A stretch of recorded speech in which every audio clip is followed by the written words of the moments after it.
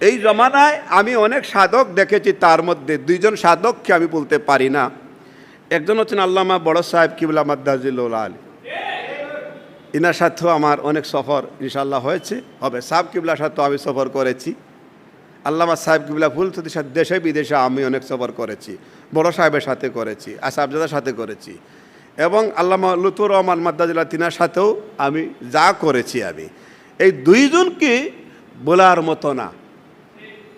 আমি যেখানে যেখানে গিয়েছি, হজরতে খাজা বাহাউদ্দিন নকশবন্দি রহমতুল্লাহ আলাইহির দরবারে আল্লাহ পাক নিয়েছেন ইমাম তিরমিজি, ইমাম মুসলিম, ইমাম বুখারী, ইমাম আবু দাউদ, এবং হজরতে জালালউদ্দিন রুমি রহমতুল্লাহ আলাই, শামসেদ তেবরিজি রহমতুল্লাহ আলাই, মোল্লা নাসিরউদ্দিন হুজ্জা, যার বই পুস্তক না পড়লে জ্ঞান পরিপূর্ণ হয় না, তিনার এখানেও আল্লাহ পাক নিয়েছেন, হজরত বাগদাদ সহ। সুতরাং যেসব জায়গাতে গিয়েছি অলি আল্লাহদের মারকাজ, অলি আল্লাহ দরবার, কিন্তু দুইজন ব্যক্তি যার কথা আমি বলতে পারি না, একজন আল্লামা ইমাদউদ্দিন চৌধুরী, আল্লামা লুৎফুর রহমান চৌধুরী, সুবহানাল্লাহ, যাদের বর্ণনা, যাদের জীবন যদি আমরা গড়তে চাই, যুবকেরা, ছাত্ররা, এদের জীবনই পড়বেন, এদের জীবনই দেখবেন, জীবদ্দশা এদের সঙ্গী হবেন, তাহলে তোমার অন্তর্চক্ষু, তোমার বাহ্যিক চক্ষু সব ইনশাল্লাহ খুলে যাবে।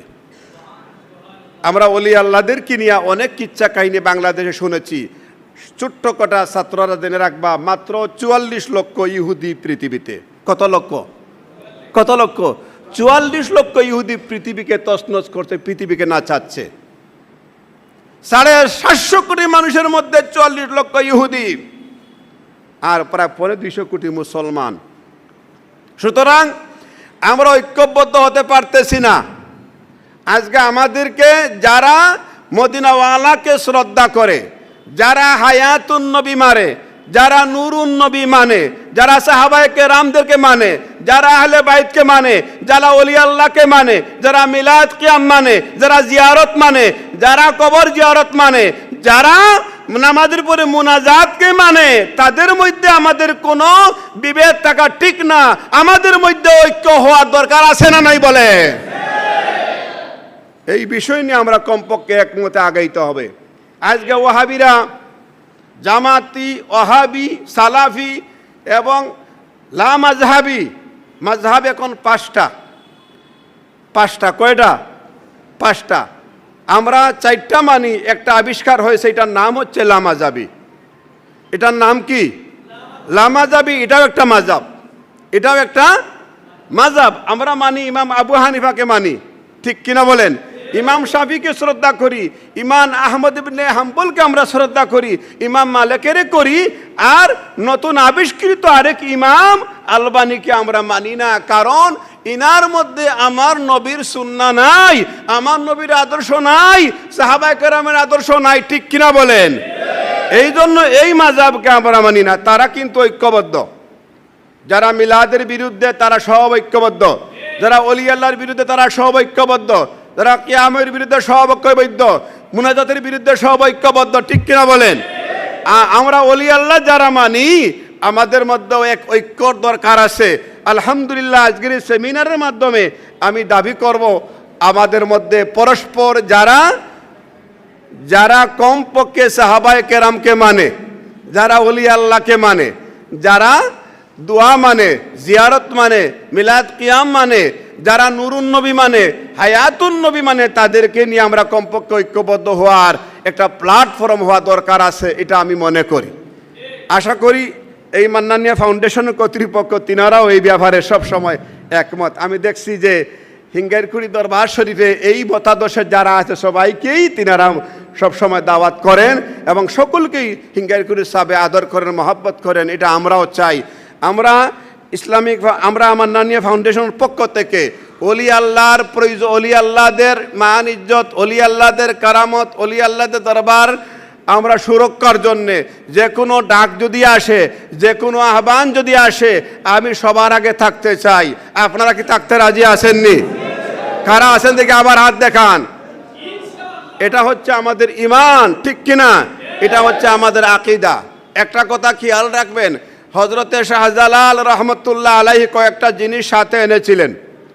একটা এনেছিলেন, এটা হচ্ছে জ্বলন্ত তলোয়ার। এই তলোয়ার শাহজালাল সাহেব নিয়ে এসেছিলেন। এই তলোয়ার সিলেটে আছে না নাই? আছে না নাই? আছে। আজান দিয়েছিলেন, আজান ব্যবহার হচ্ছে, কিন্তু ওই আজান এখনো জমা রয়েছে। যেই আজানে এখান থেকে মাত্র 200 মিটার দূরে বিল্ডিং তছনছ হয়ে গিয়েছিল, সেই আজান এখনো দেওয়া হয় নাই। সেই আজান দেওয়া হবে। কেউ না কেউ এই অলি আল্লাহর ভক্তবৃন্দ থেকে যে আজান আসবে, সেই আজানে তলোয়ার নিয়ে হাতে নিতে হবে। যেই তলোয়ার দিয়ে আগেকার আজান দিয়ে আজানের মাধ্যমে গর্গবিন্দকে সরাই দেওয়া হয়েছিল, তছনছ করা হয়েছিল। আরেকটা আজান হবে, যে আজানের মাধ্যমে মুনাফিক মুসলমান, ইয়াজিদি মুসলমান, তাদেরকে তছনছ করে দেওয়া হবে। এই জমিনে আবার মদিনার ইসলাম কায়েম করা হবে ইনশাআল্লাহ। এই তলোয়ার ব্যবহার করার জন্যই ওলি আল্লাহদের মিশন চলছে। যত ওলি আল্লাহর দরবার বাড়বে, হক্কানি ওলি আল্লাহর, তত আমাদের জন্য লাভ, ঠিক কিনা বলেন? কিন্তু বন্ডদের সাথে আমরা নাই। ও বন্ড যারা আছে, পিরালির নামে, ওলি আল্লাহর নামে গাছে উঠে যাওয়া, লাফানি ফালানি বেফাসামি, এইগুলির বিরুদ্ধে আমাদের মিশন চলবে, ঠিক কিনা বলেন? আমরা যার নামে বিকৃত হই সারা পৃথিবীতে, সিলেটের মানুষ আমরা গর্ব করি, আমাদের পরিচয় আমরা দেই, আমরা সিলেটি, মানে আমরা শাহজালাল বাবার দেশের মানুষ, ঠিক কিনা? এই কথা বলে আমরা বিভিন্ন দেশ থেকে, বিভিন্ন এলাকা থেকে, অঞ্চল থেকে আমাদের স্বার্থ আমরা উদ্ধার করে নেই। কিন্তু আমরা আর মতো নিমক হারাম আমার মনে হয় কেউ নেই। আপনি চিন্তা করলে, গবেষণা করলে এবং দেখলে, এবং আপনি সরজমিনে গেলে দেখবেন আমরা সিলেটের মানুষ শাহজালালের প্রতি এত শ্রদ্ধা নেই। আমরা কয়বার জিয়ারতে যাই, আমরা জিয়ারতেও যাই না। আমি দেখেছি যে সমস্ত মানুষ শাহজালালের বিরুদ্ধে কথা বলে, অলি আল্লাহর বিরুদ্ধে কথা বলে, তারাও অন্য জায়গায় গেলে, আদার ডিস্ট্রিক্টে গেলে শাহজালালের কথা বলে নিজে তার স্বার্থ উদ্ধার করে। অথচ শাহজালালের মাজার নিয়ে বিরূপ মন্তব্য করে, খারাপ কথা বলে এবং মিথ্যা কথা বলে। এবং এই শাহজালালের মাজারে আজ থেকে যতদিন হলো, প্রায় শত শত বৎসর, প্রায় 700-800 বছর হয়ে যাচ্ছে, ওখানে কেউ শাহজালালের মাজারে সিজদা করে নাই। কিন্তু কিছু নামদারি মুসলমানেরা আলেমের বেশ ধরে তারা এই তহমত তো বাহিরে গিয়ে দেয়, বলে সেখানে সিজদা হয়। এখানে যারা আছেন, কেউ কি কোনো দিন শাহজালালের মাজারে হোক আর যে কোনো অলি কেউ সিজদা করছেন? কেউ। আমরা সিজদা করি না, সিজদার মালিক একমাত্র আল্লাহ, ঠিক কিনা বলেন? মাজারে আমরা চুমা দেই, যে মাজারের চুমা হজরতে বেলাল রাদিয়াল্লাহু তাআলা আনহু করেছিলেন আমার নবীর বিদায়ের পরে। তখন মদিনার রিপাবলিক অফ প্রধান মদিনার গভর্নর হচ্ছেন হজরতে আমিরুল মুমিনিন খলিফাতুল মুসলিমিন হজরতে ওমরে রাদিয়াল্লাহু তাআলা আনহু, ফারুকে আজম ছিলেন মদিনার তখনকার গভর্নর। আর বেলাল রাদিয়াল্লাহু তাআলা আনহু তখন ছিলেন তিনি সিরিয়ায় দামেস্কে। তিনি নবীজির ইন্তেকালের পরে অভিমান করে চলে গিয়েছিলেন মদিনা শহরে, আর থাকবেন না, যেখানে আমার নবী নাই সেখানে তিনি থাকবেন না। কিন্তু সেখান থেকে যখন তিনি আমার নবীর অর্ডার পেয়ে মদিনায় ফিরে আসলেন, ইমাম তকিউদ্দিন সুবুকি রহমতুল্লাহ আলাইহি আর শিফাউ সেকাম কিতাবের মধ্যে বিষয়টা খুব গুরুত্ব সহকারে তিনি উল্লেখ করেছেন। বেলাল রাদিয়াল্লাহু তাআলা আনহু মদিনা মুনওয়ারায় এসেছেন এবং খবর পেয়ে মদিনার সাহাবায়ে কেরাম সবাই দাঁড়িয়ে আছেন। নবীর পাগল, নবীর প্রেমিক, নবীর দরবারে অনেক দিন পরে আসতেছেন এবং সবাই মানে অপেক্ষমান। বেলাল মসজিদে নববীর দক্ষিণ পূর্ব প্রান্তরে পৌঁছেই আমার নবীর রওজার পাশে এসেই তিনি এখানের মধ্যে একদম মাটিতে পড়ে গেলেন এবং পরে তিনি কপাল লাগিয়ে, গ্রিলের মধ্যে টুট লাগিয়ে চুমা দিচ্ছেন। ফাজালাহু ইয়াবকি ওয়া ইউমাররিকু ওয়াজহাহু আলা কবরি, সুবহানাল্লাহি বিহামদিহি। তিনি তার চেহারা লাগাচ্ছেন, টুট লাগাচ্ছেন। সাহাবায়ে কেরাম বললেন, ইয়া আমিরাল মুমিনিন, বেলাল রাদিয়াল্লাহু তাআলা আনহু বুঝে বাড়াবাড়ি করতেছেন। তিনি কপাল লাগিয়ে দিচ্ছেন, তিনি চুমা দিচ্ছেন এবং তিনি চিল্লাপাল্লা করে কাঁদতেছেন। হযরত ওমর বললেন, তোমরা বেশি জানতে যাইও না, কারণ বেলাল তোমাদের চেয়ে আমার চেয়েও তিনি নবীর মহব্বত বুঝে। সুবহানাল্লাহ। সুতরাং এটা লা মুকাদ্দামাতা ফি হুব্বি, ভালোবাসার মধ্যে কোনো মামলা নাই। তিনি গ্রিলের মধ্যে টুট লাগাইছেন, কভার লাগাইছে, সিজদা করেন নাই। সিজদা একমাত্র মালিক হচ্ছেন আল্লাহ, ঠিক কিনা বলেন? সুতরাং শাহজালাল ইয়ামানী রহমতুল্লাহ আলাইহি যে মিশন নিয়ে এসেছেন, এই মিশনের মধ্যে কোনো বেজাল ছিল না। মাত্র 10-12 জন লোক নিয়ে রওনা করেছেন। খানায়ে কাবার থেকে সিলেট পৌঁছা পর্যন্ত 360 জন সঙ্গী হয়ে গেলেন। সুবহানাল্লাহ। এবং যারা আউলিয়া কেরামের মুআজিজা অস্বীকার করে, এটাকে কারামতে বলে, কারামতে আউলিয়া হাক্কুন, আর নবীগণ থেকে প্রকাশ পেলে মুআজিজা বলা হয়। তাদের কি এটা বোধগম্য নেই? শাহজালাল যখন আসেন তখন তো গঙ্গা এবং যমুনা এবং শুধু সুরমা কুশিয়ারা না, তিনি কিভাবে তিনি সেখান থেকে অতিক্রম করে এসেছিলেন। আমাদের জানা আছে তিনি সুরমা নদী পার হয়েছেন জায়নামাজ দিয়ে, কিন্তু গঙ্গা নদী কেমনে আসলেন সেই খবর আমরা তো আর রাখি না, ঠিক কিনা? যমুনার খবর রাখছি, মহাসাগরের খবর রাখছি। সুতরাং আল্লাহর ওলি যারা হয়, সমস্ত পৃথিবী, চন্দ্র, সূর্য তাদের কথা শুনে। তার প্রমাণ হচ্ছে কোরআন, তার প্রমাণ হচ্ছে কোরআন। আমরা দলিল খুঁজি কোরআনের মধ্যে, কোরআনে না পাইলে হাদিসের মধ্যে, ঠিক কিনা বলেন? তারপরে ইজমা কিয়াসের মধ্যে কি আমরা দলিল খুঁজি।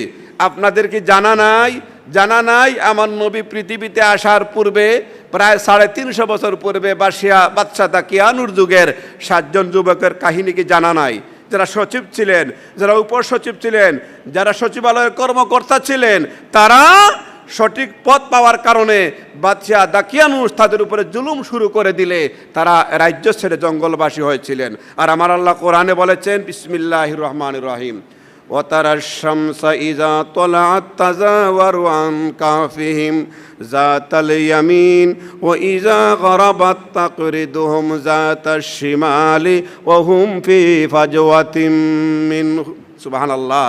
আমার আল্লাহ বলেন যে সূর্যকে আমি বলে দিয়েছি, সূর্য আমার প্রেমিকরা, নবী আমার বন্ধুরা ঘুমিয়ে আছে, সুতরাং তাদের গায়ে যেন তোমার সূর্যের তেজ না লাগে। তুমি সকালবেলা ডান দিকে হেলিয়ে দুলিয়ে তুমি যাবে, বিকালবেলা বাম দিকে কাত হয়ে যাবে, কারণ ওই ওলিদেরকে আমি আল্লাহ প্রয়োজনে তাদেরকে ডানে বামে কাত করে দিই। সুবহানাল্লাহ বলেন না? চন্দ্র সূর্য ওলি আল্লাহর কথা শুনে, সাগরে শোনা তো স্বাভাবিক ব্যাপার, ঠিক কিনা বলেন? এই জন্যে আমরা যার ডাকে আজকে এসেছি, যিনি ডাক দিয়েছেন মান্নানিয়া ফাউন্ডেশন, আলহামদুলিল্লাহ। আমরা জানি পূর্ব সিলেটের এক ঐতিহ্যবাহী দরবার হচ্ছে হিঙ্গাইরকুড়ি দরবার শরীফ। হিঙ্গাইরকুড়ি সাহেব যিনি ছিলেন আল্লামা আব্দুল মান্নান রহমতুল্লাহ আলাইহি, তিনার জীবনের অনেক কথা ইতিহাস আমাদের জানা আছে, দিনের পর দিন বললেও আমরা শেষ করতে পারবো না। মাশাআল্লাহ, আলহামদুলিল্লাহ। আমরা গর্ব করি আল্লামা সাহেব কিবলা ফুলতলির সকল আওলাদগণ আলেম এবং হিঙ্গাইরকুড়ি সাহেবের সকল আওলাদগণ আলেম, সবাই আলেম। আলহামদুলিল্লাহ বলেন না?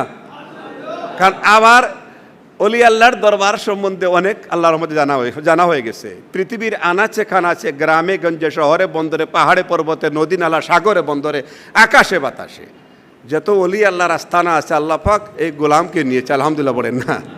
আমার জানা নেই, আমার এখন এয়ারপোর্টের থেকে ডাকতেছে ফ্লাইটে উঠেন, এই যে 11:40-এ, আর আমি হিঙ্গাইরকুড়ি সাহেবের কথা দিচ্ছি আমি এখানে আসবো, তো এয়ারপোর্টে বলে দিচ্ছি আমি বিকালে ফ্লাইটে যাব আমি। সুতরাং আমি গর্ব মনে করি এমন একজন আল্লাহর অলির ডাকে আমরা আজকে এই সেমিনারে আসতে পেরেছি। আমি বললে ছোটো হয়ে যাবে, আমি কাছের থেকে দেখছি যে তিনার বর্তমান আওলাদগণ, আমরা যাকে মজজুব মনে করি, এটা আমাদের জীবনের সবচেয়ে ভুল ধারণা। আল্লামা লুৎফুর রহমান মাদ্দাজিল্লাহ আলী, তিনার বড় একজন সাহেবজাদা আমাদের এখানে আছেন, যিনি হচ্ছেন এই আপনার ওই মাদ্রাসা হচ্ছে সোনাপুর ফাজিল মাদ্রাসার যিনি প্রিন্সিপাল, আলহামদুলিল্লাহ বলেন না? তো তিনারা হাদিসের দরজ দেন, তিনারা তাফসির পড়ান, তিনারা ফেকা পড়ান। তো যাকে অনেক মানুষে অনেক জায়গায় মজজুব বলে সম্বোধন করে, যারা মজজুব বলবে তারা জীবনের তকদিরে পোকায় ধরবে। কারণ তিনি এমন একজন বুজুর্গ, তার সাথে সফর সঙ্গী হওয়ার আমার সৌভাগ্য হয়েছে। কোনো মজজুবে কি নহসরফ পড়াইতে পারেনি, অঙ্ক পড়াইতে পারেনি, কোনো মজজুবে কি হাদিস পড়াইতে পারে, তাফসির পড়াইতে পারেনি। আল্লামা লুৎফুর রহমান যাকে মজজুব বলেন, তিনি হাদিসও পড়ান, তাফসিরও পড়ান, ফেকাও পড়ান, তিনি অঙ্কও করেন, ঠিক কিনা বলেন? ইংলিশও তিনি পড়াইতে পারেন। সুতরাং তিনার মতো একজন ভালো সুদক্ষ টিচার পাওয়া মুশকিল হবে। সুতরাং তিনি মজজুব না। সুতরাং এক একজনকে আল্লাহ খেলাফত কেরামত এক একভাবে দিয়া থাকেন। তিনার মাঝে যে কয়টা জিনিস আমি জীবনে দেখেছি ক্ষুদ্র, তা আমি এখানে বললে অনেকের ইমান নষ্ট হয়ে যাবে, ইমান নষ্ট হয়ে যাবে। আমি বলতে যাব না, আমি এতটুকুই বলবো, এই জামানার তিনি একজন ফকির, তিনি একজন সাধক, যিনি সন্দেহ করবে তার তকদিরে পোকা ধরবে। যার সম্পর্ক মদিনাওয়ালার সাথে, যার সম্পর্ক খাজা খিজর আলাইহিস সালামের সাথে, যার সম্পর্ক হযরতে খাজা গরিব নওয়াজের সাথে, যার সম্পর্ক হযরত আব্দুল কাদের জিলানীর সাথে, যার সম্পর্ক হযরতে খাজা বাহাউদ্দিন নকশবন্দির সাথে। সুতরাং এই জন্য ছাত্র যারা আছেন, যুবক যারা আছেন, তিনারা যদি চিনত উনি কে, তাহলে উনি কদমে লুটিয়ে পড়ত। আল্লাহ পাক তেনারা যেন হায়াত দরাজ করে দে, সকলে বলেন আমিন। তিনার মধ্যে একজন সাধক আমাদের প্রয়োজন।